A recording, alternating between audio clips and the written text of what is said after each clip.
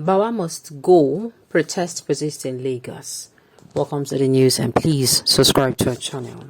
As more anti-corruption CSO join CACOL. Nigeria's foremost anti-corruption civil society organization, CSOs, numbering over 100 again on Monday, trip out on the streets of Lagos with their members and supporters in continuation of the protests against politicization of the Economic and Financial Crimes Commission, disobedience of court orders and infringement on human rights of Nigerians. Monday protest was the third in the series since the top activists began their call for the sack of the Efcc chairman Abdurrashid Bawa on Friday, insisting that the Efcc current leadership had turned itself into a sensational media agency, churning out deliberate misinformation on almost a daily basis to threaten a political cause. The Bahamas Go protests are led on Monday by the Chairman Center for Anti-Corruption and Open Leadership, Debo Adeniro, Executive Director, Zero Graft Center, Kolawole Sanchez Jude, Chairman Coalition Against Corruption and Bad Governance, Tony Rahim, among others. However, said that as responsible CSOs, they would not fold their arms and watch the country's global anti-corruption outlook slip into a mess, all in the name of anti-democratic tendencies of a few recalcitrant leaders.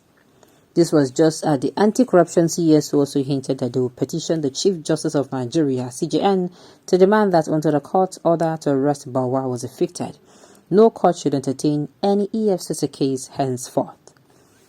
Others who were part of the protests include the Executive Director Center for Public Accountability, Olufemi Lawson, spokesperson for the Transparency and Accountability Group, Ayodeji Ologun, Director, Activist for Good Governance, Declan Ihahari, and Ahmed Balogu of Media Rights Concern, among others. Speaking on the protest, Chairman of CACOL, Debe Adeniro, said Bawa had to be removed because he had allegedly become an embarrassment to the fight against corruption in Nigeria, describing the EFCC boss as a serial violator of court order and not fit to be the head of an agency that is supposed to sanitize the society. We are not only asking him Bawa to quit, we ask the authority to remove him because he has become an embarrassment to the fight against corruption. Any act of dishonesty is corruption. Anything that is against the law and deliberately done with impunity is corruption. It does not matter how you feel about a case. Even a drunken judge gives a verdict on any issue taken to court. You are bound to obey the court order. For several years, we have criticized the military regimes and civilian administration have ruled us with impunity. Impunity comes when the court is no longer seen as an arbiter between the people and the provision of the extant laws. We rely on the court to adjudicate matters of conflict between the people and the system. And any time anyone runs against the system, the court will adjudicate, he said. A situation where somebody is so powerful, somebody is so influential, somebody says that he has a larger-than-life image and decides that he is not going to respect our law court or the laws of a land, it is against the rule of natural justice. It is against the ethos of democratic practice. It is against the principle of human right. So, a serial violator of court order is not fit to be the head of an agency that is supposed to sanitize society, he declared.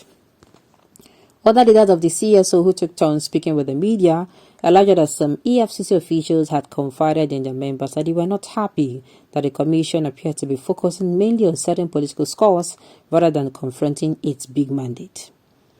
According to Olufemi Lawson, you can't run to the same court with disrespect to get a judgment for your cases, and you cannot also choose which court judgment to obey. If Bawa has been committed to prison, he has no business in office now.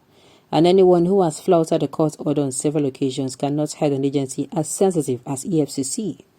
Some of the officials had confided in our members at different times that they were not happy that the commission appears to be focused more on settling political scores than actually confronting its big mandate.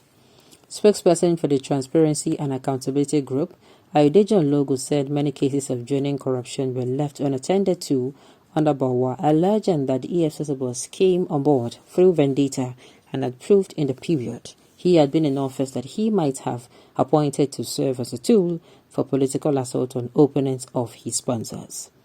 Other CSO leaders at the protest were Ochiaga Jude, Center for Ethics and Good Governance, Barrister Cletus Okodebe, Barrister Johnson Ariola, Barrister George Sanda, among other notable activists, lawyers, and women rights NGOs.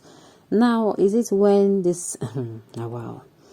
I think everything is. This is where what happens when you sacrifice merit, when you slay merit on the altar of nepotism, or when you carry nepotism go the altar of merit. This is what happens. That will keep happening. Well, I'm just hearing this for the first time, but I know that agencies, many things will be said they go wrong now because of nepotism and favoritism. If you put people who merit a position there, I kid you not, you're not going to have to be scared. You won't have to worry that these people are not going to perform. Most especially in quotes, if they merit that position. You see them go to work with all their hearts. You see them do things because they know that this position was given to me. This position can be taken from me if I don't deliver. They will have it at the front of their mind that, okay, this particular one, you know they go. This particular one, you know they go. Do you understand? You understand me? If you put what's it called? If you put somebody there, I've always used this example and I'm going to use it again today. For instance, you went for an interview with someone, and at the end of the day, the person ended up being picked. Or use yourself, both of you, and one of them, maybe you started hearing that, oh, this person Oga sister Pekin, or this person Oga relative. What do you think will happen? You will put your head down because say you know getting your Oga sister or Oga brother or Oga anything. You want to put your head down to make sure you give your best because say if anybody just go reaching your matter 2 seconds, they don't sweep you come out. Nobody is begging for you. Nobody is begging for you. You understand? And that's one aside. That's one aside. Compared to the person will be say he knows that daddy's this thing is there now. Daddy is going to no matter how it be now, my uncle is going to put in a good word for me, and before you know it, I'm going to be back. So the two of them are going to behave the same way. The two of them are not going to look at issue the same way. In fact, I put it to you that person who has nobody is going to give more. I'm telling you, the person is going to give more than that person. More than. It's going to always give more. Why? Because he knows say if he do anyhow, nobody will stand up for him there. It is only when he does his work. When somebody don't do your work, paying dues, then something that happened, then ask and you. Exactly. That is how it is. Okay. Like I said, I'm just kind of like, okay, this what's it called?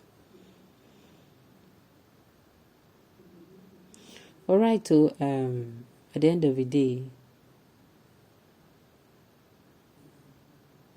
All right. Well, at the end of the day, we'll just hope that this particular incident now make it not get repeat. All right. On this note, we have come to the end of the news. We say thank you for tuning in to listen. Until I come your way next time, enjoy the rest of your day.